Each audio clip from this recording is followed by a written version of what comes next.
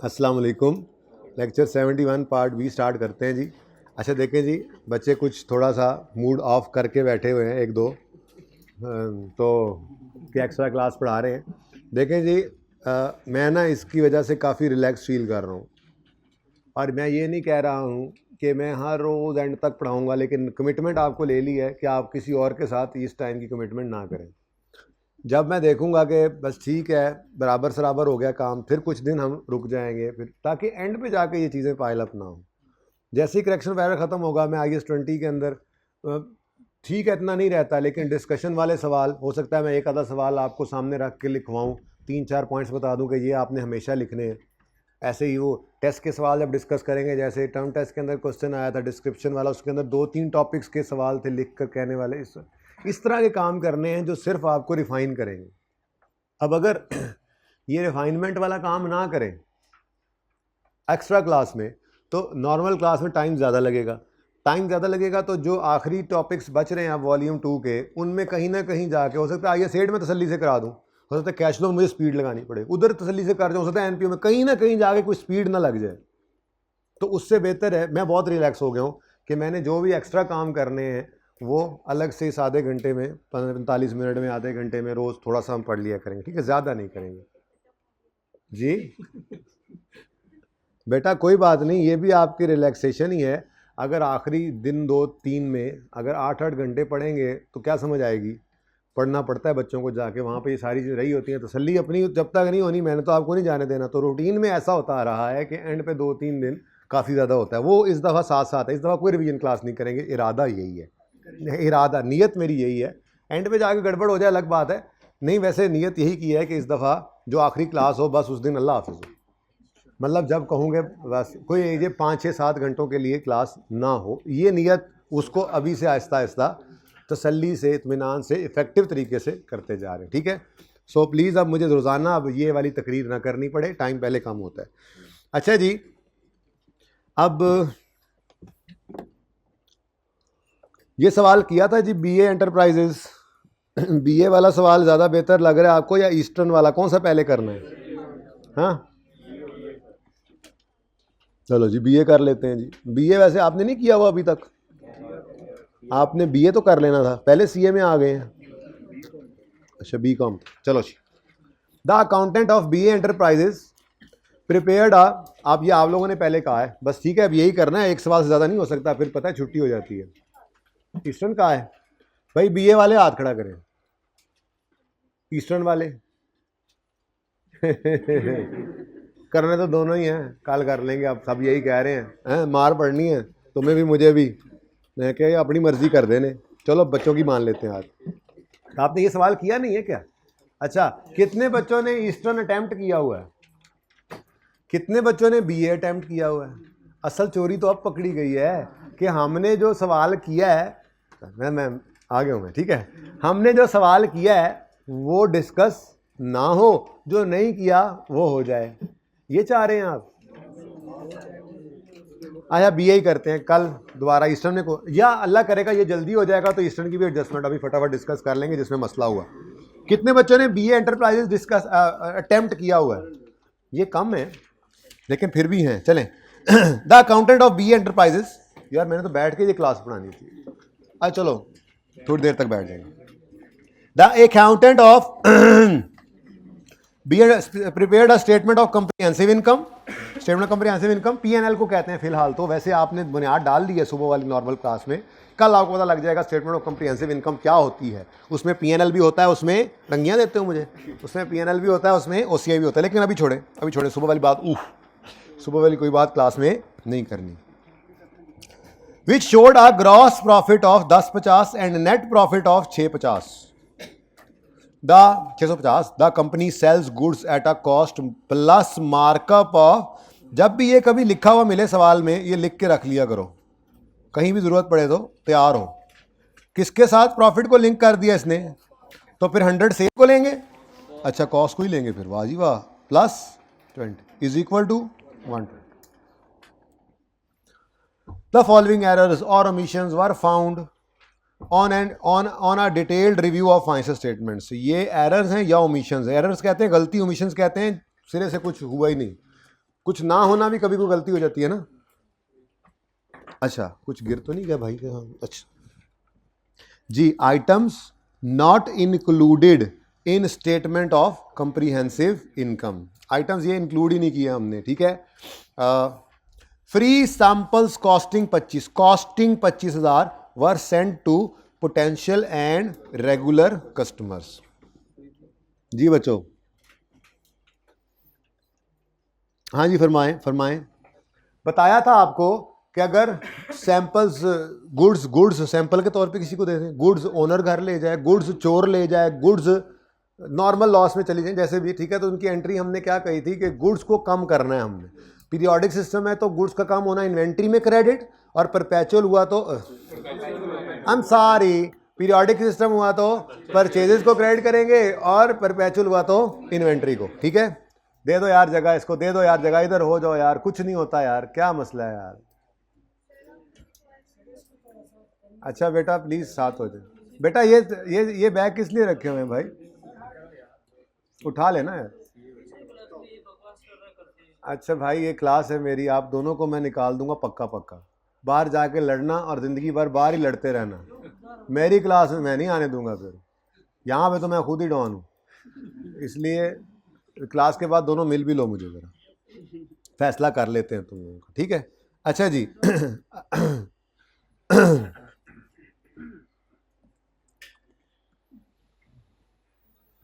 Free samples दिए हैं जो रिकॉर्ड होने चाहिए थे, नहीं हुए, ठीक है। अच्छा, अब ये जो है ना, ये जो नॉट इंक्लूडेड वाला मामला है, ये बेसिकली ओमिशंस हैं, ठीक है।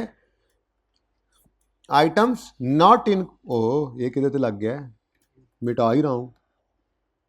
यहां पे तो हाइलाइटर नहीं होता था, मेरा हाइलाइटर किधर गया?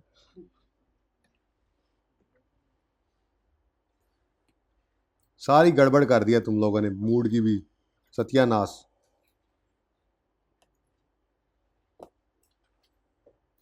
और फिर येलो आ गया, चलो दो हो गया हाइलाइटर। जी भाई, आइटम्स नॉट इंक्लूडेड का मतलब क्या है? एरर ऑफ ओमिशन है। अब एरर ऑफ ओमिशन में बड़ा मजा होता है। ओरिजिनल रॉन्ग मतलब जो ओरिजिनल है वो ही नहीं हुई तो वही करेक्शन है, ठीक है। तो इसमें वक्त बचा सकते हैं हम, ठीक है। अब मैं अपना वक्त बचाते हुए एडजस्टमेंट अलग अलग कर रहे होते हैं ना एडजस्टमेंट्स, तो ए एडजस्टमेंट के लिए अपना वक्त बचाते हुए मैंने ओरिजिनल और रॉन्ग नहीं लिखनी, और मैं डायरेक्ट रेक्टिफाइंग पे आ गया, ठीक है। रिक्वायरमेंट क्या है? रिक्वायरमेंट है, हाँ तो मैं तो ये भी नहीं करूँगा लेकिन फिलहाल तो करूँगा ना, ठीक है। रेक्टिफाइंग एंट्री आपको समझाने के लिए तो करनी है ना, ठीक है। तो ओरिजिनल और तंग करें इनको, रॉन्ग और आप लोगों के लिए रेक्टिफाइंग। चलो शुरू करते हैं जी काम। वो कह रहा है जी सैंपल्स फ्री में बांटे हैं, कॉस्ट उनकी कितनी है? कालो कमाई जी, बांटे हैं सैंपल्स फ्री में, कॉस्ट उनकी कितनी है? 25,000। कितनी जी? 25,000। अब ये एंट्री हमेशा कॉस्ट से ही होती है, ड्राइंग्स डेबिट, परचेजेस क्रेडिट, या advertisement expense debit, purchases credit, या अपनी रिपेयर में यूज़ कर ले repair expense debit, purchases credit, या फिक्स एसेट बना लिया तो fix asset PPE debit, purchases. ये जो भी एंट्रीज होती हैं हमेशा होती किससे हैं? कॉस्ट से। ये नहीं कि खुद को चीज़ बेच के खुद से प्रॉफिट कमा रहे हो, ऐसा कभी नहीं करना, ठीक है। अब जरा पढ़ना लें कहीं से, पता लग जाए कि कौन सा सिस्टम यूज़ कर रहे हैं। इसको मौत पता नहीं क्या पड़ी हुई है जी। Free samples, goods costing, unpaid salaries, old furniture, कहीं पे नहीं लिखा हुआ, कहीं पे नहीं लिखा हुआ वर डेबिटेड टू परचेजेस। एक लफ्ज परचेजेस नजर भी आ गया, चलो इससे अंदाजा रखे परचेजेस जी। भाई कहीं पे नहीं लिखा हुआ, परपेचुअल है, परचेज का लफ्ज भी नजर आ रहा है, तो परचेज का अकाउंट ही बनाते होंगे, पर पीरियोडिक ही लग रहा है मुझे, ठीक है जी। तो एंट्री बोलो, advertisement expense debit, purchases credit होना चाहिए था, यही नहीं हुआ तो ये कर लें, एडवर्टीजमेंट एक्सपेंस पीएनएल में डेबिट। तो प्रॉफिट पे इसका क्या असर पड़ेगा बच्चों? जी नहीं जी, परचेजेस कम होंगी तो प्रॉफिट बढ़ेगा, तो फिर जो एक्सपेंस बढ़ा है इस वजह से प्रॉफिट कम नहीं हो जाएगा। इसका करना क्या था फिर? इग्नोर करना था। हाँ, सवाल में उसने कहा था कि वो correct amount of gross and net दोनों अलग अलग उसने मांग लिए थे। अब इसमें से कुछ चीजें देखें, सेल्स लेस होता है इसमें से। अच्छा, कॉस्ट ऑफ सेल में क्या आता है जी? Opening stock, purchases, purchase returns, ज़रा मैं मैक्सिमम चीज़ें लिख लूँ ना, परचेज रिटर्न, कैरेज इन, वह काफ़ी है, डिस्काउंट अलाउड, रिसीव्ड यहाँ आएगा, ਉਹਦੀ बस होगी, कैरेज इन, डिस्काउंट, रिसीव्ड, बस काफ़ी है मेरे ख्याल से। मतलब थोड़ा सा आइडिया देना था कि यहाँ पर आपको परचेजेस क्या मिलेंगी, नेट ऑफ रिटर्न्स, ठीक है, मैं नेट लिख लेता हूँ। ऐसी सेल्स भी क्या मिलेंगी, नेट ऑफ रिटर्न्स। अच्छा, नेट का मतलब ये भी रख लो कि डिस्काउंट भी इनमें से माइनस हो जाया करेगा। अब ज़रा चीज़ें कम कर लूँ ना मैंने ज़रा यहाँ पे वो थोड़ा सा आपको फॉर्मेट तस्वीर के लिए भी तो देना है ना, ठीक है, तो लंबी लिस्ट बनती ही चली जाएगी। तो opening stock plus purchases less closing stock, ये बन जाता है जी कॉस्ट ऑफ सेल का टोटल, ठीक है जी। ये डिब्बा सेल में से जब माइनस होता है, ये डिब्बा जब सेल में से माइनस होता है तो ग्रॉस प्रॉफिट निकलता है, ठीक है जी। इस ग्रॉस प्रॉफिट में से हम बाकी के एक्सपेंसेस या अदर इनकम जो होती हैं वो हम इस ग्रॉस प्रॉफिट के बाद फिर ऐड लेस करते हैं, ठीक है जी। मतलब अगर कोई अदर इनकम है तो वो ऐड होगी, और अगर कोई एक्सपेंसेस हैं, ठीक है, जो ऊपर वाले एक्सपेंसेस के अलावा हैं, कुछ सेलिंग एक्सपेंसेस हैं, एडमिन एक्सपेंसेस हैं, फाइनेंशियल चार्जेस हैं, जो लिख लेते हैं, चलो सेलिंग एक्सपेंसेस हो गए, एडमिन एक्सपेंसेस हो गए, ये ऑपरेटिंग एक्सपेंसेस भी इन्हीं को ही कहते हैं दोनों को मिलाकर, ठीक है। Finance cost, financial charges, finance cost हो गई, अदर एक्सपेंसेस हो गए जिसमें गेन लॉस ऑन डिस्पोजल वगैरह आते हैं। गेन लॉस और गेन या लॉस हो ना, गेन ऑन डिस्पोजल हो तो अदर इनकम में आता है, लॉस ऑन डिस्पोजल हो तो अदर एक्सपेंस में आता है। इनकम ये रेवेन्यू में, ये सेल में या कॉस्ट ऑफ सेल में कभी नहीं लेके जाना है इनको, इंशाल्लाह पढ़ेंगे जब मौका आएगा तो। फाइनेंस कॉस्ट हो गया, अदर एक्सपेंसेस हो गए, ठीक है जी। और इन सब का इस डिब्बे में जो कुछ भी आएगा वो जीपी में से माइनस होगा, और फिर कहाँ पे पहुँचेंगे हम, नेट प्रॉफिट पे। अब मैंने आपको सिर्फ ये सिखाना था क्योंकि बहुत सारे सवालों की बुनियाद ये है, ठीक है। बहुत सारे सवाल आगे जो है ना, अभी वो टाइमथी वाला सवाल होगा, इस तरह से ये सारे सवालों के अंदर यही मुसीबत है, ठीक है। अब थोड़ा डाटा अज्यूम करना पड़ेगा हमें समझने के लिए, थोड़ा सा डाटा अज्यूम कर लेते हैं, ठीक है। मिसाल के तौर पे 100 रुपये की सेल थी, 100 रुपये की सेल से ऊपर नहीं जाते हम, है ना जी। 5 रुपये का स्टॉक, 80 रुपये की परचेजेस और 8 रुपये का closing stock. Cost of sale बताइए जी, 70, और ग्रॉस प्रॉफिट 23। अदर इनकम में 3 रुपये डालो प्लस, सेलिंग एक्सपेंस लेट से 4 रुपये है, एडमिन एक्सपेंस लेट से 7 रुपये है, फाइनेंस कॉस्ट लेट से 1 रुपये है, और अदर एक्सपेंसेस भी लेट से 2 रुपये हैं। बताओ टोटल कितना बन गया इनका जी, 12, और 23 जमा 3 माइनस 12,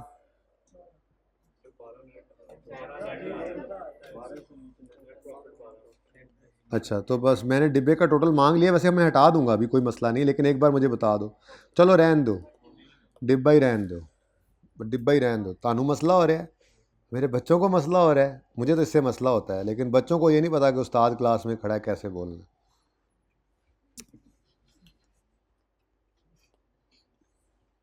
अच्छा जी, तो नेट प्रॉफिट कितना? अच्छा, अब इधर देखें जी, ये कहानी आपके सामने। कोई भी ऐसी चीज जो जीपी से ऊपर हिट करे वो जीपी को भी छेड़ डालेगी और नेट प्रॉफिट को भी छेड़ डालेगी। लेकिन कोई भी ऐसी चीज जो जीपी से नीचे नीचे गलती हो हिट करे आके, तो वो सिर्फ नेट प्रॉफिट को छेड़ेगी। अब मैंने अभी अभी रेक्टिफाइंग एंट्री की, क्या की थी? Advertisement expense debit, purchases credit.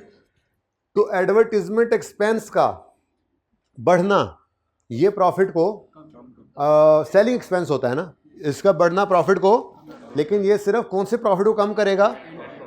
ठीक है। और दूसरी तरफ परचेजेस क्या हो रही हैं? क्रेडिट मतलब कम, परचेज कम होने से जीपी बढ़ जाएगा। तो नेट में जो असर पड़ना है ये आपको परेशान कर देगा। परेशान कैसे करेगा? आप कहोगे कि एक तो एडवर्टीजमेंट एक्सपेंस बढ़ा जिस वजह से नेट प्रॉफिट कम हो गया, और दूसरा परचेज कम हुई जिस वजह से जीपी बढ़ गया। जीपी बढ़ा तो जीपी के बढ़ने का असर नेट प्रॉफिट पे भी तो आता है। जीपी जितना बढ़े तो इसका मतलब इस ट्रांजैक्शन में कोई असर ही नहीं है। और है भी ऐसे ही। अगर इस ट्रांजैक्शन को आप प्रॉफिट पे इंपैक्ट लेते हुए टोटली इग्नोर कर दें, बिल्कुल ठीक है, लेकिन मैं इसको ऐसे नहीं करने दूंगा। इसमें ना आप बहुत कंफ्यूज होते हैं। ठीक है, तो इसका हल मैं आपको ये बताऊंगा। आपने क्या करना है, आपने जो चीज़ें जीपी से ऊपर हिट करें सिर्फ जीपी पे उनका असर लेना है, और जीपी का असर फिर नेट प्रॉफिट पे एक दफ़ा नहीं लेना, एक दफ़ा में अभी साथ साथ हर ट्रांजैक्शन में नहीं लेना। यानी कि आपने यूँ समझना है जीपी और दुनिया है, नेट प्रॉफिट और दुनिया है, थोड़ी देर के लिए।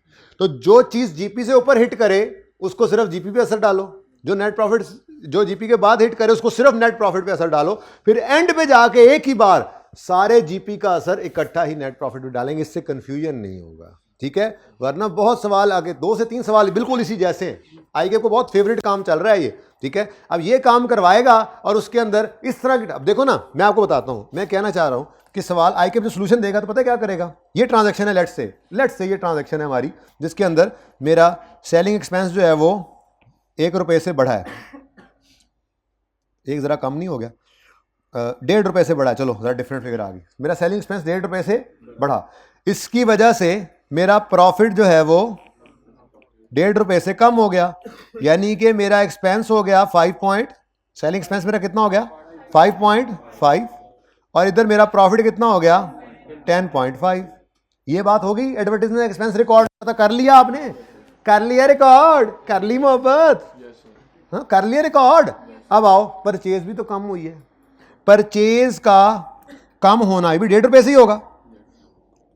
परचेज से कम होने से परचेज की फिगर कितनी हो गई? 78.5, जिस वजह से कॉस्ट ऑफ सेल और फिर प्रॉफिट, देखो ना, ये देखो, ये देखो, ये कितने से, ये क्या होगा? कॉस्ट ऑफ सेल, एक्सपेंस के बढ़ने से कॉस्ट ऑफ सेल, एक्सपेंस के कम होने से, सॉरी, कॉस्ट ऑफ सेल कम हो गई 75 पॉइंट, तो प्रॉफिट कितने से बढ़ गया? अब मैं बीच में से निकाल देता हूं। ठीक है, क्या मतलब? परचेज के कम होने से प्रॉफिट बढ़ा है। ठीक है, कितने से? प्रॉफिट कितना हो गया? 24 पॉइंट। ये प्रॉफिट का बढ़ना भी तो नेट प्रॉफिट पे असर डालेगा। कितना असर डालेगा? 1.5 का। तो ये वापस किस पे चला जाएगा? अब ये इतनी को कंफ्यूजिंग बात है। आईकेप क्या करता है? 1.5। अच्छा, कि आईकेप क्या करता है? आईकेप ऐसी ट्रांजैक्शन को सिरे से प्रेजेंट ही नहीं करता। क्यों?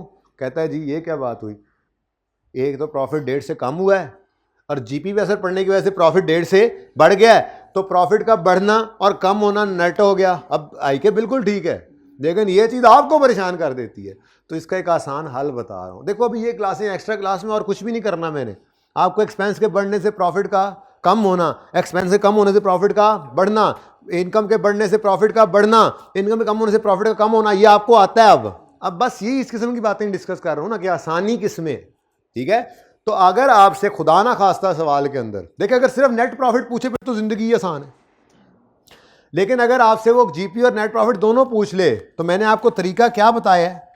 दोनों को अलग अलग दुनिया समझो और सारा सवाल कर लो, और एंड पे देखो जीपी पे टोटल कितना असर पड़ा है, एक ही बार वो नेट प्रॉफिट पे डाल दो। ये करना मैं सिखाऊंगा अभी थोड़ी देर में। ठीक है ना? तो फिलहाल क्या करेंगे हम?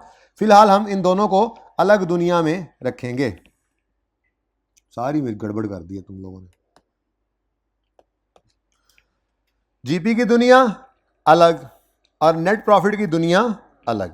जीपी से ऊपर जीपी की दुनिया, सेल हिले सिर्फ जीपी को छेड़ो, बढ़े चाहे कम हो। Opening stock, purchases, purchase return, cell return, discount allowed, discount received, carriage inward, closing stock, जो कुछ भी जीपी से ऊपर आता है उसकी मूवमेंट सिर्फ किसे हिट कराओ, जीपी को। और इसके बाद और आगे, हालांकि आपको पता है जीपी 2 रुपए से बढ़े, नेट प्रॉफिट ने 2 रुपए से बढ़ना है, डायरेक्ट बात है।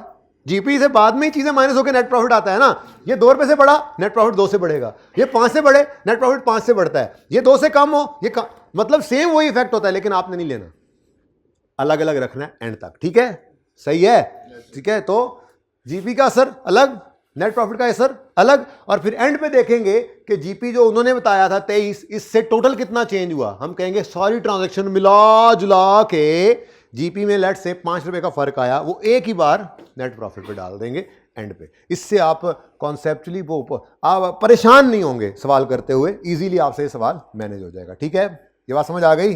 ये समझाने के लिए आज बुलाया था। चलो आप शुरू करते हैं काम, शुरू करते हैं काम। ओ ओ ओ आ आओ। हमने क्या करना है, हमने गप भी सही करना है और नप भी सही करना है, यानी जीपी और नेट प्रॉफिट। तो अनएडजस्टेड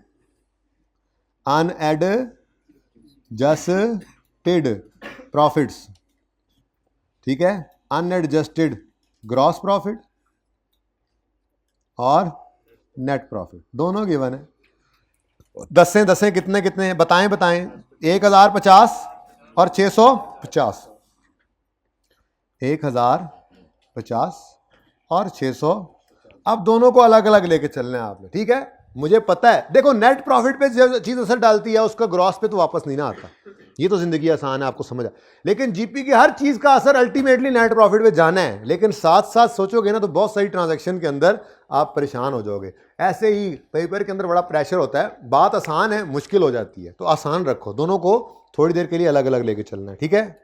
इजाजत है भाईजान, चले। हाँ भाई, एडवर्टीजमेंट कहता है जी फ्री सैंपल्स कॉस्ट कर रहे थे 25,000, वो हमने कस्टमर्स को भेजे। अब तैयार है सवाल मेरा, अब बस मैंने ये सवाल को करना, ये ज्यादा इंपॉर्टेंट सवाल था। पता नहीं पिछले में उसने प्रॉफिट मांगा है, सही है नहीं, पिछले में तो कुछ भी नहीं था, और रिकैलकुलेट नेट प्रॉफिट मांगा हुआ है। नहीं बता भी कसूर को नहीं, ठीक सी, चलो कल करेंगे जी। तो 25,000 की एंट्री क्या है, 25,000 की एंट्री क्या है, 25,000 की एंट्री बोलो, advertisement expense debit, purchases credit, 25,000 आप अपने पास रखें, ठीक है, क्योंकि मैं यहां पर रुपीज इन थाउजेंड्स में सवाल को कर रहा हूं। अब हाँ भाई, 1 बाय 1 अलग अलग। एडवर्टीजमेंट एक्सपेंस पीएनएल का आइटम है, ऐसा ही है। एक्सपेंस बढ़ाओ, एक्सपेंस के बढ़ने से प्रॉफिट कम हो जाएगा 25 से, अब प्रॉफिट पे इंपैक्ट लेना है कम।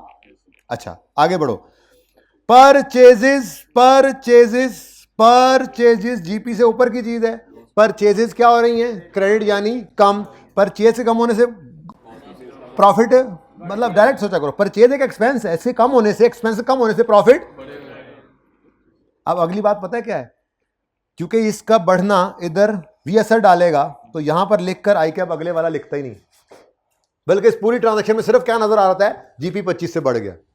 अब वो आपको परेशान करता है, हालांकि ये ऐसे ही है, पर किसी ट्रांजैक्शन में समझ आए, मैं हर एक में थोड़ी समझा सकता हूं, इसलिए सुकून से मैं कह रहा हूं अलग अलग समझो कि जीपी का असर नेट प्रॉफिट पड़ता ही नहीं, थोड़े टाइम के लिए समझ लो क्या फर्क पड़ता है, एंड पे सारा असर एक ही बार डाल देता हूं, ठीक है, सही है, ये बात समझ आ रही है। जीपी पे असर अलग सोचो, अलग दुनिया है, मतलब हालांकि बात हजम नहीं होती, जीपी का असर नेट प्रॉफिट में नहीं जाना, और थोड़ी देर के लिए नहीं जाना, जब सवाल एंड हो जाएगा तो डाल देना एक ही बार, ठीक है। यहां तक को मसला। ये क्या है जी, एडजस्टमेंट नंबर। चले जी आगे, अब सवाल तैयार है, अब सवाल घोड़े पे सवार है जी, अब सवाल तैयार है, अब सवाल घोड़े पे सवार है। शेर बन गया, शेर बन। Goods costing 10,000 taken by owner for personal use and goods having, एक एंट्री करवाई थी उस लाहौर कलंदर वाले सवाल में, आगे सारी चीजें ब्रैकेट में लिखी थी, याद है?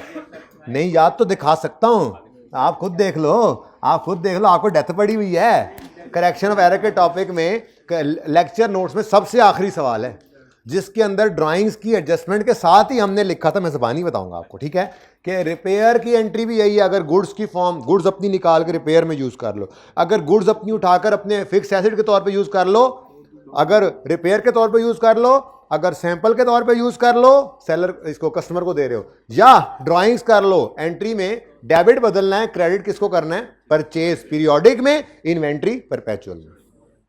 ये मैंने कहा था, ठीक है ना। तो ये सारा काम इधर हो गया, एक पूरा सवाल ही इस छोटे से पॉइंट से हो गया। पढ़ाया तो ऐसे ही जाता है एक आधा पॉइंट, तो वो है यूज हो जाता है फिर, ठीक है। अब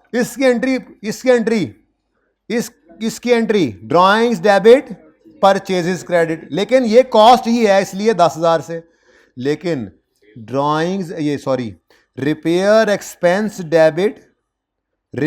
एक्सपेंस डेबिट परचेजेस क्रेडिट की अमाउंट इस 2500 से नहीं हो सकती, क्योंकि ये क्या है, सेल वैल्यू, ये क्या है, सेल वैल्यू, और हमें क्या निकालनी है, कॉस्ट।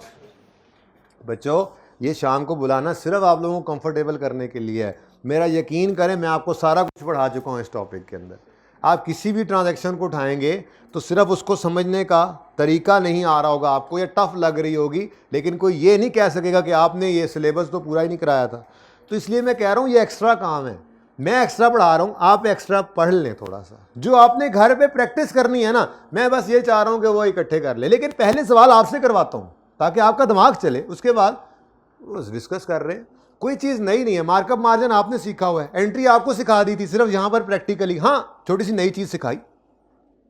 हालांकि प्रॉफिट पे इंपैक्ट लेना आपको आता है। अब आप जिस तरह से पहले मैं समझा रहा था वैसे करते, लेकिन आपको एक छोटी सी टिप दे दी, यार ऐसे नहीं ऐसे कर लो, आसानी है। तो ये इन क्लासेस में सिर्फ यही होना है, हर टॉपिक को स्ट्रेंथन करना है हमने, जो कमज़ोर लगेगा। ये सिर्फ इसलिए कर रहा हूं कि अब एक महीना 10-12 दिन रह गए हैं, तो खुदा ना खास्ता ये आखिरी 3 से 4 टॉपिक्स के अंदर कहीं पे हमारी ये स्पीड ना लग जाए कि आपको लगे कि जी ये तो अभी काबू नहीं हुआ था और अगला टॉपिक शुरू हो गया। तो इसलिए मैंने आपकी बुकिंग कर ली आधे पौने घंटे की, इसमें हम रिवीजन शुरू कर देंगे, और जो टॉपिक ख़त्म किया करेंगे उसको थोड़ा अरसा लंबा रखा करेंगे, उसकी मज़ीद प्रैक्टिस करते रहेंगे, ताकि आप लोगों के लिए हर टॉपिक वैसा ही हो जैसा आपके लिए IAS 16 है अभी, जैसा IAS 36 है, IAS 23 है, सब पे टाइम लगा, इन पे भी लगेगा, बराबर सराबर टाइम लगे ना, ठीक है। थोड़ी सी साथ साथ कोशिश कर लो, स्पीड नहीं लगानी पड़ेगी फिर। नेक्स्ट नहीं, 10,000 की एंट्री करो, 10,000 की एंट्री होना चाहिए था, drawings debit cash purchases credit नहीं हुआ, कर लो तस्वीरें डेबिट, और हाँ जी कितने से, 10 से। अब देखो ड्राइंग्स बैलेंस शीट आइटम है, जो कैपिटल में से नेट होता था जाके आपके बचपन में, या आप डिविडेंड कह दें तो रिटेन्ड अर्निंग्स को कम करता है, प्रॉफिट एंड लॉस नहीं। यहां पे किसी ने पिछली क्लास में पूछा भी था शायद, वो चल तो स्टेटमेंट चेन इक्विटी की क्लास रही थी, लेकिन रेलेवेंट बात जरा इससे हो गई। किसी ने मुझसे पूछा था, कहाँ गए वो भाई, आया नहीं मेरे ख्याल में, उन्होंने ये पूछा था कि सर ड्राइंग्स को पता नहीं बटा नहीं लगाएंगे। तो मैंने ये कहा था कि ड्राइंग्स कोई एक्सपेंस नहीं है कि उसको आप अपोर्शन करो, वो तो प्रॉफिट एंड लॉस बना, प्रॉफिट निकला, अब उसका बंटवारा हो रहा है। एक बात मैंने की थी ना, ये मैंने बात वैसे यहाँ क्यों की है, हाँ, तो मैं ये कह रहा था कि ड्राइंग्स तो प्रॉफिट्स की जो है वो डिस्ट्रीब्यूशन होती है एक तरह से, डिविडेंड्स जो होते हैं या ड्राइंग्स जो होती हैं ओनर निकालता है, ठीक है, ये P&L का आइटम नहीं है, ठीक है। तो इसलिए हमारे मतलब की चीज़ तो सिर्फ परचेजेज हैं, यानी जीपी वाली आइटम्स को मैं ग्रीन करता जाऊंगा और नेट प्रॉफिट वालों को मैं येलो से हाईलाइट कर रहा हूँ, ठीक है ना। हाँ भाई, परचेज क्रेडिट, परचेज कम, ओ भाई छड़ दे यार, छड़ दे सेल वाले टॉपिक में जी। परचेज कम होने से कौन सा प्रॉफिट, जीपी, परचेज जीपी से ऊपर के इलाके में बसता है, ठीक है। तो 10 रुपए से जीपी बढ़ गया, और आगे नहीं है। हाँ तो अच्छा जी, एडजस्टमेंट नंबर 2 हो गई, ए का 2 चल रहा है, ठीक है ना। एडजस्टमेंट A1 और एडजस्टमेंट A2, डन जी। अब मुझे पता है आपका दिल कर रहा है कि ये जीपी का बढ़ना नेट प्रॉफिट में भी तो बढ़ाएं, लेकिन पिछले ने परेशान कर देना था, ये तो समझ आ जाएगा, लेकिन आगे चल के आप देखोगे कि ये तो दोनों में आ रहा है, इधर सिर्फ एक में क्यों आ रहा है, कैंसिलेशन का चक्कर होता है। तो इसलिए मैंने आपको एक आसान जिंदगी में रखा हुआ है फिलहाल, जीपी का असर बस जीपी पे, नेट प्रॉफिट का असर बस नेट प्रॉफिट। एंड में जाकेंगे ओहो जीपी का असर तो नेट प्रॉफिट भी पड़ना था, तो इकट्ठा उठाएंगे, ये और ये का फर्क इकट्ठा डाल देंगे इधर इंशाल्लाह, और ये आसानी है। ठीक है, चलें नेक्स्ट। अभी ये चल रहा है 2500 की सेल वैल्यू ऑफिस रिपेयर के लिए यूज की, इसकी एंट्री तो बनती है repair expense debit purchases credit, लेकिन ये सारी एंट्रीज हमेशा किससे होनी है? कॉस्ट से। खुद को चीजें बेचकर प्रॉफिट नहीं कमाया जाता, ठीक है ना, खुद को चीजें अपने इस्तेमाल में ही है ना। निकाली इन्वेंट्री से, लगा दी, फिक्स एसेट बना दिया। निकाली इन्वेंट्री से घर ले गया ओनर, निकाला इन्वेंट्री में से उसको अपने रिपेयर में यूज कर लिया, निकाला इन्वेंट्री में से फ्री सैंपल के तौर पे एडवर्टाइजमेंट खर्चा कर लिया। तो ये सारे अपने यूजेस हैं, तो खुद से प्रॉफिट नहीं कमाया जा सकता। तो ये एंट्रीज हमेशा किससे करनी है? आपने कॉस्ट से। ठीक है, अब ये तो सेलिंग प्राइस है, तो हम कहेंगे जी 2500 ओ 2500 ओ 2500, तुम तो 120 पे पड़े हो, हमें चाहिए हो तुम 100 पर। यहां की बजाय जहां पे करना है वहीं पे करें। रेक्टिफाइंग एंट्री होना चाहिए था रिपेयर एक्सपेंस डेबिट, होना चाहिए था रिपेयर एक्सपेंस डेबिट, बोलो आगे, परचेजेस क्रेडिट, पर ये ना हो पाया तो ये कर लीजिए repair expense debit purchases credit. जी अब इधर ये एग्जामिनर को शो करेंगे ना आप, अगर ये नहीं कर रहे तो यहां पे शो करेंगे। एडजस्टमेंट ए का 2 ही चल रहा है, तो यहां पे ब्रैकेट में शो करना पड़ेगा ना वो जो भी है। मैं तो खैर एंट्री करके दिखा रहा हूं, तो मैं एंट्री में शो कर रहा हूं कि 2.5 जो है ये 120 पे है, इसको 100 पे लाओ, कितना बनता है? तो ये दो से ये एंट्री होनी है, ठीक है ना, और समझ आई? तो ये सारी एंट्रीज कॉस्ट से होती हैं।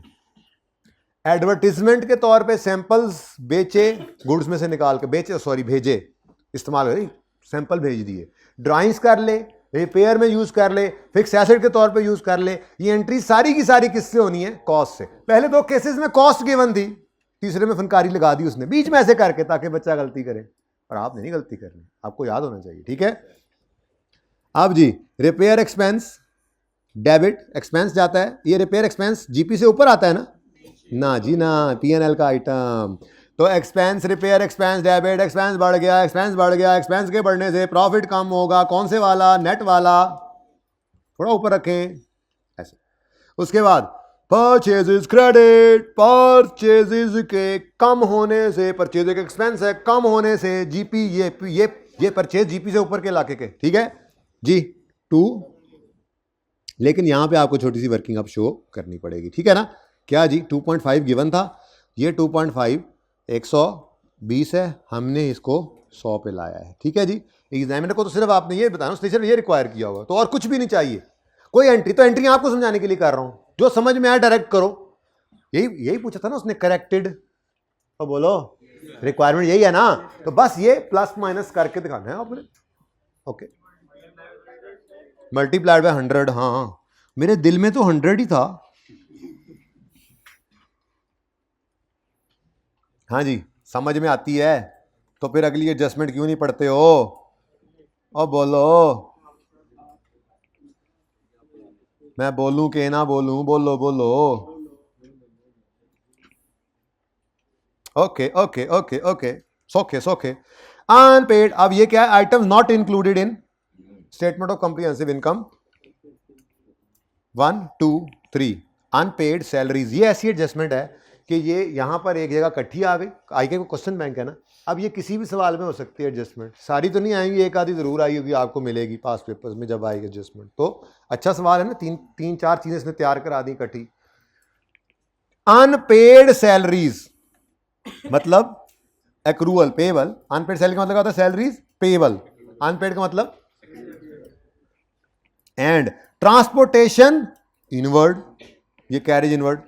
एक्सपेंस ये भी कौन सा है? पेबल। सैलरीज भी पेबल है, सैलरीज भी पेबल, ट्रांसपोर्टेशन इनवर्ड भी payable, amounting to 20 and 10 respectively. अच्छा पेबल है, और वो कह रहे हैं आर नॉट इंक्लूडेड, मतलब शायद रिकॉर्ड करना भूल गए, बिल शिल नहीं आया होगा। और बोलो, यानी होना चाहिए था। देखो अनपेड सैलरीज का मतलब क्या होता है? सैलरीज हैं लेकिन पे नहीं हुई, salaries expense debit payable credit, salaries payable credit. और ये कैरेज इनवर्ड जो है इसको आप एक्सपेंस लिख दें एक्सपेंस, लेकिन ये ध्यान में रखना कि ये एक्सपेंस जाता कहाँ पे है, परचेजेज में ऐड होना होता है, ठीक है ना। तो मैंने लिख दिया इसको, परचेजेज ही लिख दो यार। परचेजेज क्या चीज़ है जी, कैरेज इनवर्ड, ये डेबिट और कैरेज पेएबल क्रेडिट।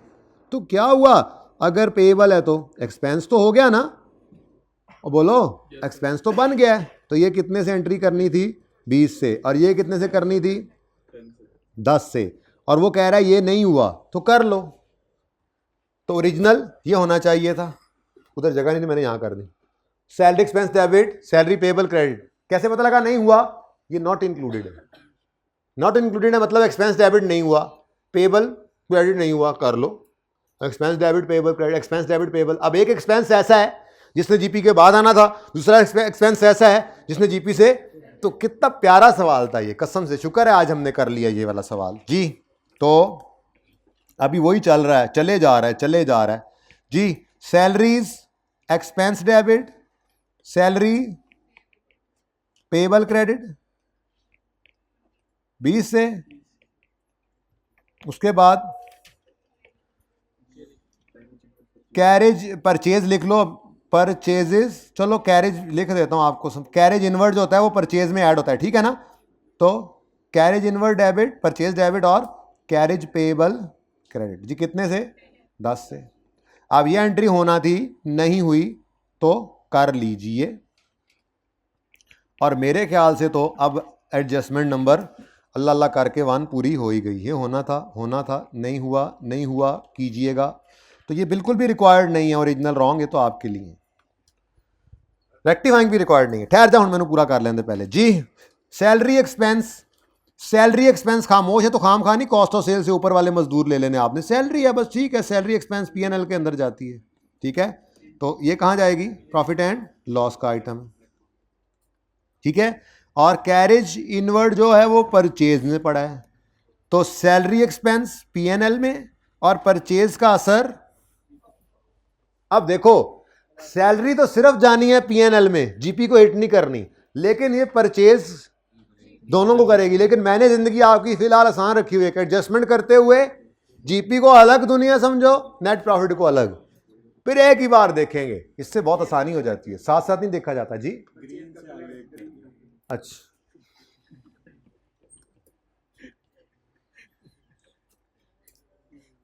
वो नस ही गया, वो कहता है एहो जी गलतियां कड्डन गया मैं चलना। लो भाई, तो सैलरी एक्सपेंस डेबिट, एक्सपेंस बढ़ गया, एक्सपेंस के बढ़ने से प्रॉफिट कौन सा, कितने से। अच्छा, और इसका असर नेट ग्रॉस पे ही पड़ेगा, इसका असर ग्रॉस पे नहीं पड़ेगा, ठीक है। तो एडजस्टमेंट ए का 3 है, लेकिन ये कौन सा वाला हिस्सा है, मैं ऐसे ही लिख रहा हूं आपके लिए, सैलरीज एक्सपेंस वाला।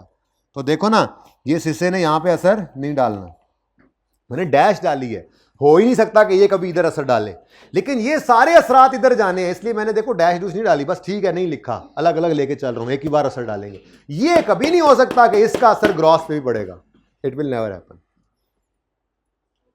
सैलरी एक्सपेंस के बढ़ने से जीपी पे क्या असर पड़ेगा, सैलरी एक्सपेंस बढ़ेगा, ये बढ़ेगा, नेट प्रॉफिट तो चेंज होगा, लेकिन इसने ऊपर को तो नहीं छेड़ देना, और ठीक है। तो हमने अलग अलग रखा हुआ है। अच्छा, और जी आखिरी क्या है, परचेजेस डेबिट, परचेजेस बढ़ गई, परचेजेस के बढ़ने से प्रॉफिट, ये परचेजेस वाला कैरेज इनवर्ड लिख दूं, बल्कि परचेज ही लिखता हूं, जैसे लिखा हुआ था उसके ब्रैकेट में लिख देता हूं, परचेज का वही कैरेज वाला असर यहां पे आ रहा है, ठीक है जी। अब एक्सपेंस परचेज बढ़ने से प्रॉफिट, कौन सा प्रॉफिट, जीपी, कितने से, हाँ, इसका असर नेट प्रॉफिट पे जाता तो है, जीपी के हर ट्रांजैक्शन का जाता है प्रॉफिट के नेट प्रॉफिट असर, लेकिन हम साथ साथ लेके खुद को मुसीबत में नहीं डालेंगे। ओके, चलें आगे। क्वेश्चन ही मुक्या है, क्वेश्चन है आपका, बोलो।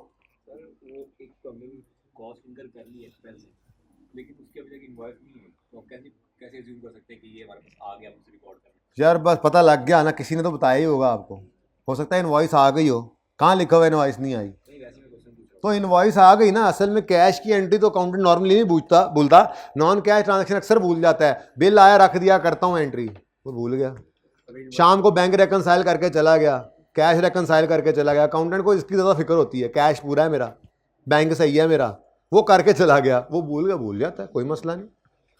बहरहाल उसने यहाँ पे तो कह दिया ना यार, देखो यहाँ पे कह तो रहा है, क्या कह रहा है, नहीं वो क्या कह रहा है, यहाँ पे क्या कह रहा है। वैसे इनवॉइस का लफ्ज़ इस निशानी होता है कि इनवॉइस सिर्फ लिखा हुआ हो और कहे रिकॉर्डेड नहीं है तो पेबल ही है। इनवॉइस आई है, नहीं आई तो वो देखेंगे। सवाल जब सवाल लाया करो इस तरह की जनरल बातों में ना, सवाल जहाँ पे पढ़ के आते हो ना, टेस्ट तो मैंने डिस्कस करना है। अनपेड पेबल है और पेबल मतलब पेबल है। Next, old furniture items were sold for 3000। थोड़ी हिम्मत कर लें, 5-7 मिनट ये खत्म करके चले जाएं ताकि इसका असर देखें वंस एंड फॉर ऑल। ठीक है, जरा असल में 10 मिनट क्लास लेट हुई थी, अब वो आज मुझे नहीं आइडिया था बयान का, वरना मैं टाइम रखता ही 2:20।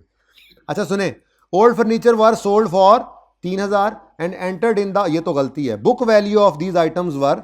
और यार जिंदगी आसान ही है, देखो ये एडजस्टमेंट नंबर ए थी सारी की सारी, ठीक है। अच्छा एडजस्टमेंट बी के लिए मैं कर लेता हूँ ओरिजिनल।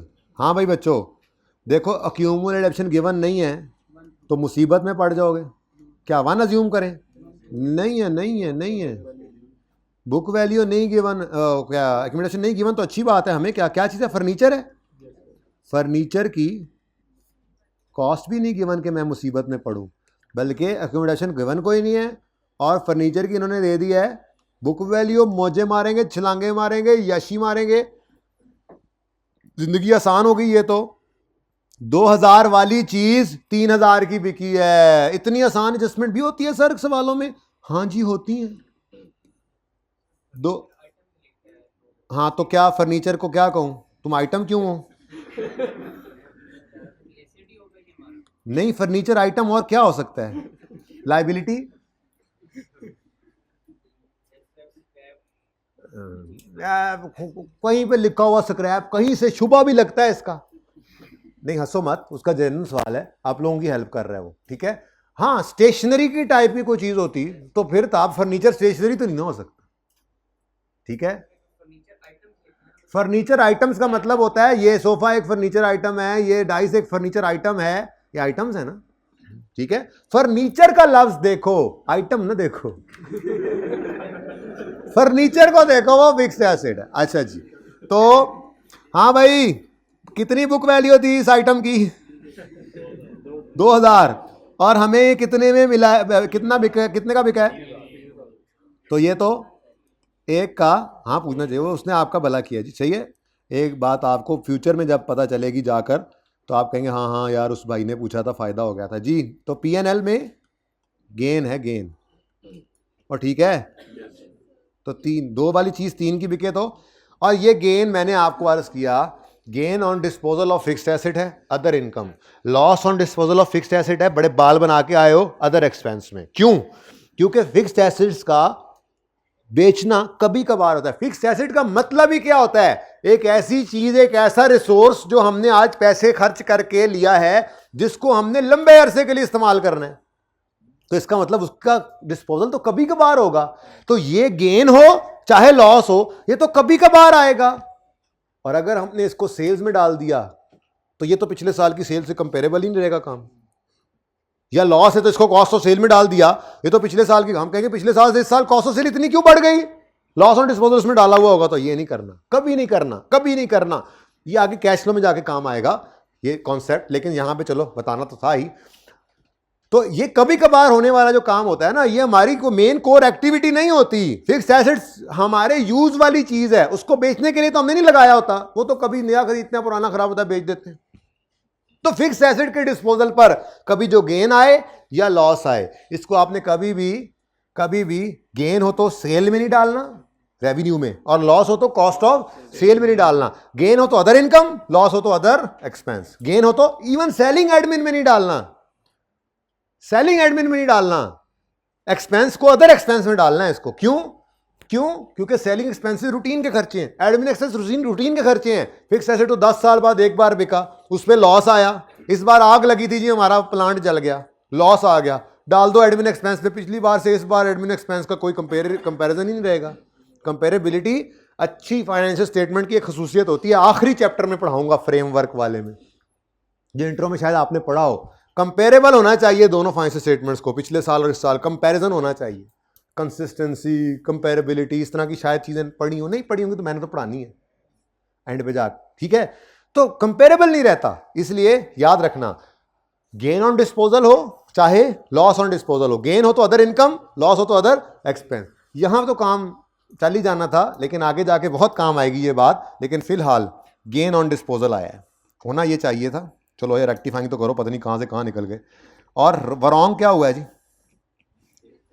ओके जी, कहता है जी old furniture was sold for, ये 3000 का बिका है, एंड एंटर्ड इन, अरे तो कैश आया है, एंटर कर दिया उसने इसको सेल डे बुक में, कितने से? 3 से,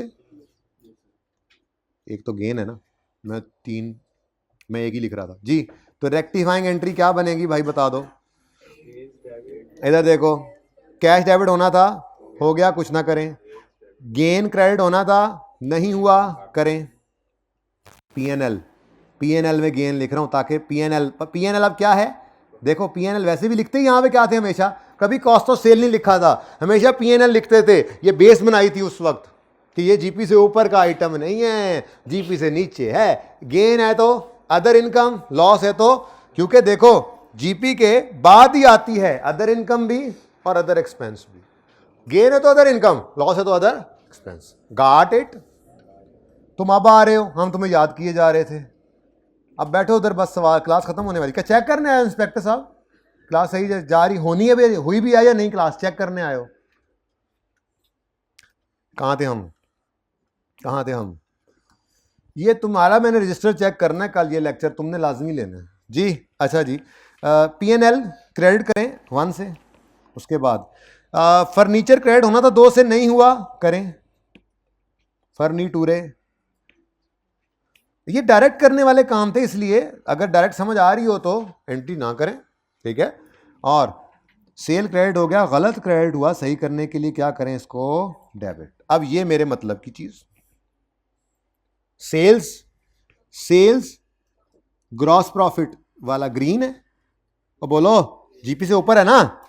फर्नीचर तो वैसे ही बैलेंस शीट में, इसको तो कोई रंग ही ना लगाओ। और पीएनएल में ये गेन, पीएनएल।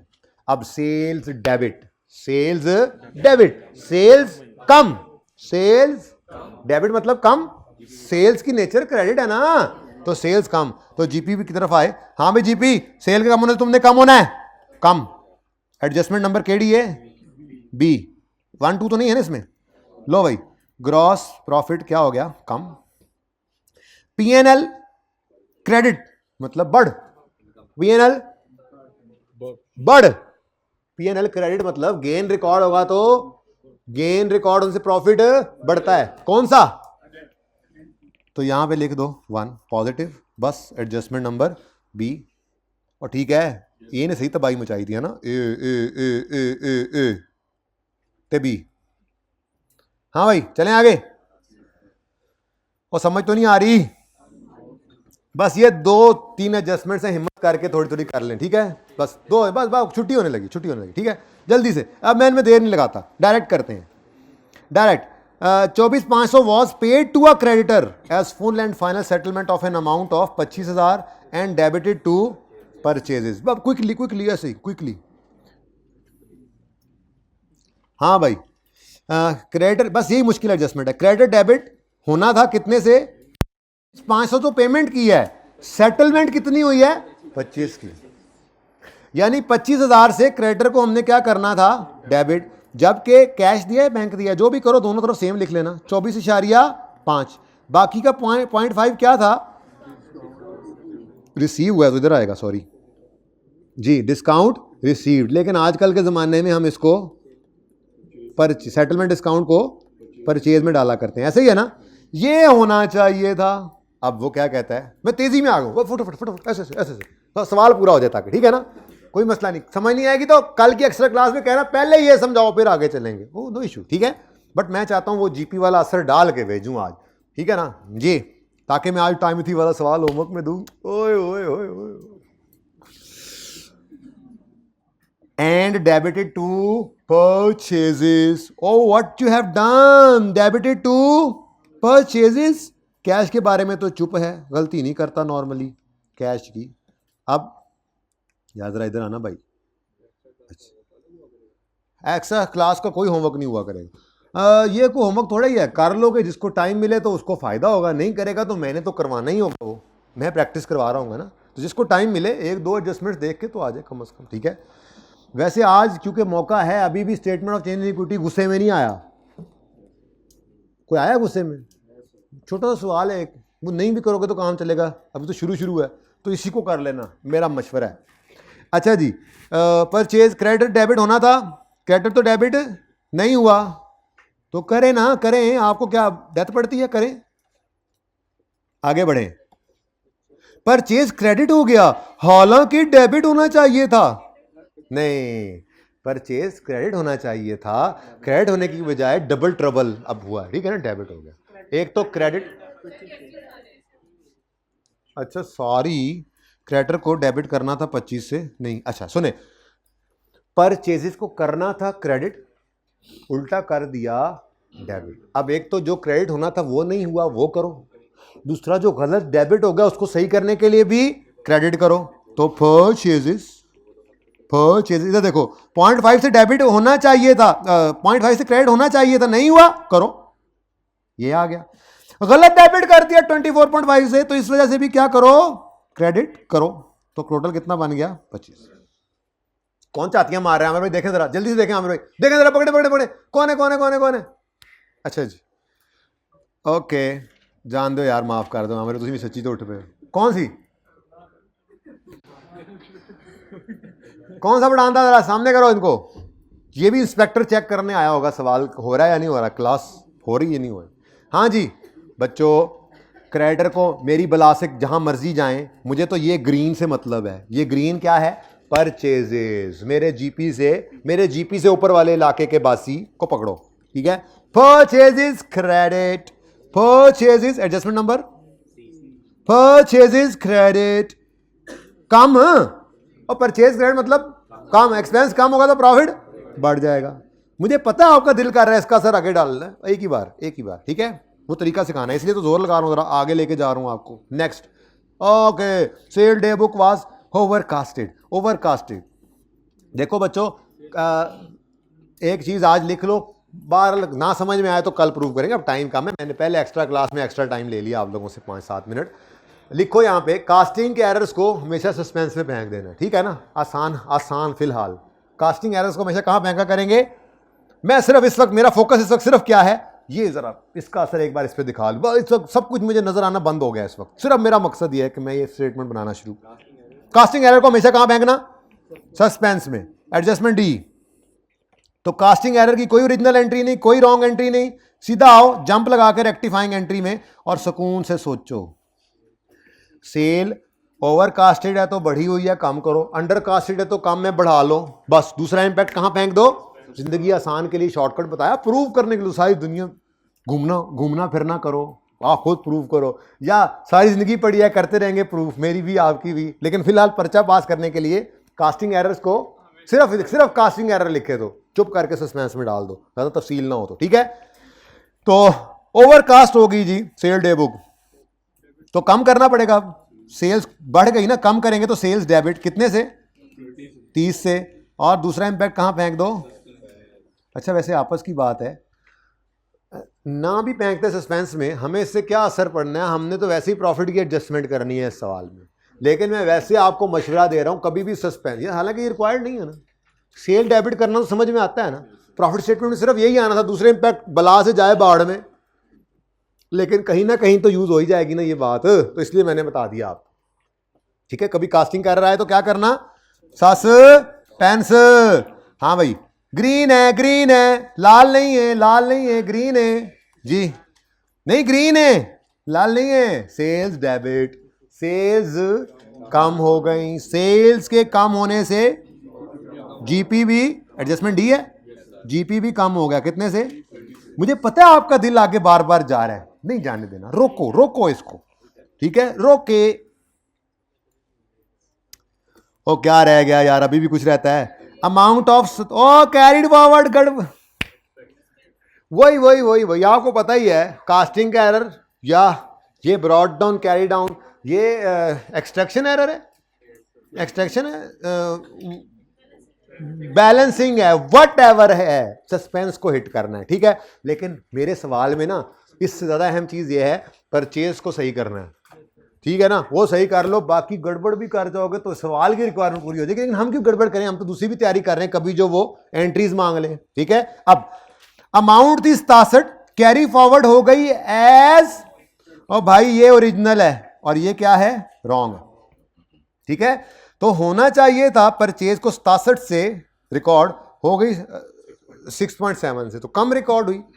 तो सही करने के लिए एक डेबिट चीज कम है ना, एक डेबिट चीज कम है, उसको बढ़ा लो, उसको बढ़ाओ, ओरिजिनल रॉन्ग की तरफ ना जाया करो। मैंने कहा था ऐसी एंट्रीज में ये डायरेक्ट ही लाग, परचेज कम डेबिट हुआ है ना समझो, तो परचेज को डेबिट करो मजीद।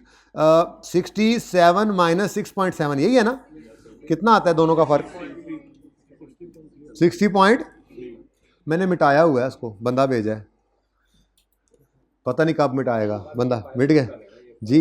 जी अच्छा जी, इस जो सुपर कंप्यूटर के करीब है इसकी स्पेसिफिकेशन, क्यों हैंग हो रहा है, नहीं होना चाहिए इसको, बदतमीज आदमी को। सुपर कंप्यूटर के करीब तो नहीं, खैर जरा ज्यादा होगी जी। हाँ परचेज कितना, 60 पॉइंट, और सस हमें हमारी बला से जहाँ मर्जी क्रेडिट होता रहे, हमें तो इस डेबिट से गर्ज था, परचेज बढ़ी है। यार देखो ना कितने डबल डबल धचके लगे हैं आप, इधर सेल डेबिट, खुशी नहीं है, गम है, इधर डेबिट, ये भी गम है, क्योंकि ये किसका गम है, एक्सपेंस का बढ़ना है। चलो कोई नहीं, गम भी जिंदगी का हिस्सा ही है। अब देखो ना दोनों तरफ अगर आप ले रहे होते तो आप उड़ गए थे। हाँ भाई 60 पॉइंट, परचेज बढ़ी तो अच्छा। अब इधर देखो भाई, अब आता है असल मरहला, और जिसके लिए मैंने आपके ये एक्स्ट्रा टाइम लिया है, ठीक है, क्योंकि ये आगे फिर आपको सवालों में इसका मामला पढ़ना है, ठीक है ना। एक लाइन छोड़ दें यहां पर, एक लाइन छोड़कर ये असर निकाल लें, एडजस्टेड जीपी निकाल लें, एक लाइन छोड़कर निकालिएगा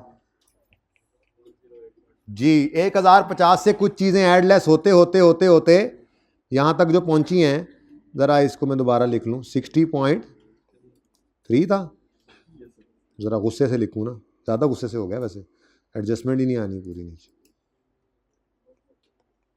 अच्छा जी, तो एडजस्टेड प्रॉफिट्स,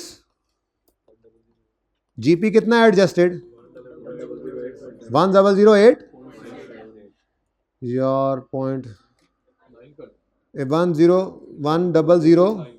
नहीं 100.7 है ना, बस ठीक। अब इधर देखो बच्चों, बड़े ध्यान से देखना प्लीज, हमारा पुराना जीपी था 1050, कहीं बढ़ कहीं कम, कहीं बढ़ कहीं कम करते करते करते करते हमारा जीपी कहां पहुंच गया।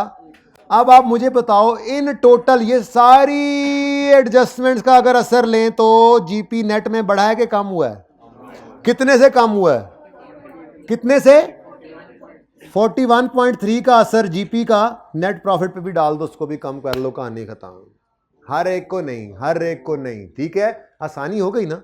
एक ही बार आपने पकड़ा, और यहां पे लिखना पड़ेगा, यहां पे क्या लिखोगे आप, यहां पे लिखोगे आप impact of gross profit on net profit, ठीक है ना। एक ही बार आपने ये लिया असर, ठीक है। क्या किया आपने, कहा जी 1050 से सॉरी एडजस्टमेंट करते, देखो ना इसका हर प्लस आगे प्लस होना था, हर माइनस इधर माइनस होना था, तो हमने क्या किया, ये सारे प्लस माइनस इकट्ठे कर लिए। 1050 से 1008.7 पे पहुंचे हैं, तो नेट में 41.7 का डिक्रीज आया जीपी में। बढ़ाओ कम करो, अल्टीमेटली नेट में यही बनना था। तो ये इंपैक्ट एक बार उठाया और उठाकर यहां फेंक दिया, ठीक है। लेकिन ये प्रेजेंट भी तो करना होगा ना, वर्किंग में छोटी सी वर्किंग करनी पड़ेगी। इसको थोड़ा सा इलैबोरेट कर देते हैं, एग्जामिनर को भी तो बताना है कि हमने क्या फनकारी लगाई है। हालांकि आई क्या वैसे नहीं करता, ये तो हमने लगाई है। तो यहाँ पे हम इम्पैक्ट निकालेंगे, हम कहेंगे जी 1000 50 था और गलतियां सही करते करते 1008 हो गया। इशारिया 7 भी इसका साथ ही है। दुकानदार कहता है ना पहले दो। लो जी, ये आपका सवाल ऑफिशियली अब हो गया है। ठीक है, तो आपकी रिक्वायरमेंट जो है ना वो सिर्फ इतनी सी थी। ये भी नहीं है रिक्वायरमेंट। पहले 1 मिनट, नेट का टोटल बताएं जी। 562 पॉइंट। ठीक है जी, तो ये आपकी सिर्फ और सिर्फ ये आपकी रिक्वायरमेंट है। ये इसकी पहले पिक्चर ले ले, फिर जो मर्जी पिक्चर देनी है वो लेते रहिएगा। एक बच्चा हाइब्रिड में आया था अभी, कह रहा था कि पिक्चर हाइब्रिड में लेने का टाइम नहीं मिलता। वो इनको भी नहीं मिलता, लेकिन कौन था, आया ही नहीं। हाँ, अभी वो जोन सी पिक्चर थी ना क्लास के बाद, अभी ले, इनको छुट्टी देते हैं, फिर आप पिक्चर सारी लो। मेरी भी साथ ऐसे कर लो।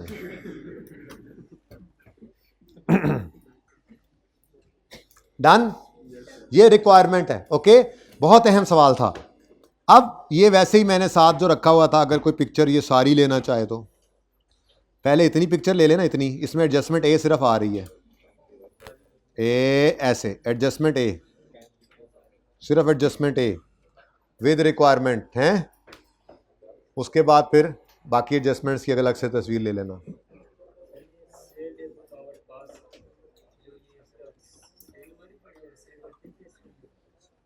या तुम रिसीवेबल कर लो, क्या असर पड़ेगा तुम्हारे सवाल की सेहत पे। वैसे बाय द वे वैसे मैंने कहा है कास्टिंग का जो एरर है, अब देखो ना, मैंने यहाँ पे क्या अज्यूम किया कि कंट्रोल अकाउंट मेंटेन नहीं हो रहे।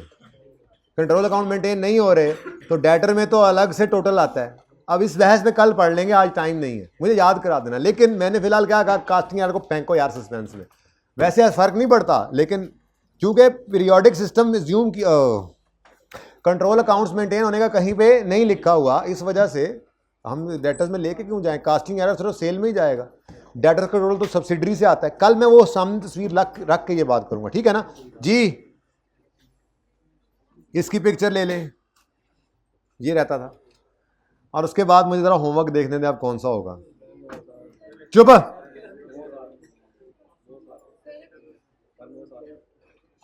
देखता हूं, अगर इनमें से कोई हुआ प्रॉफिट वाला तो नया नहीं दूंगा।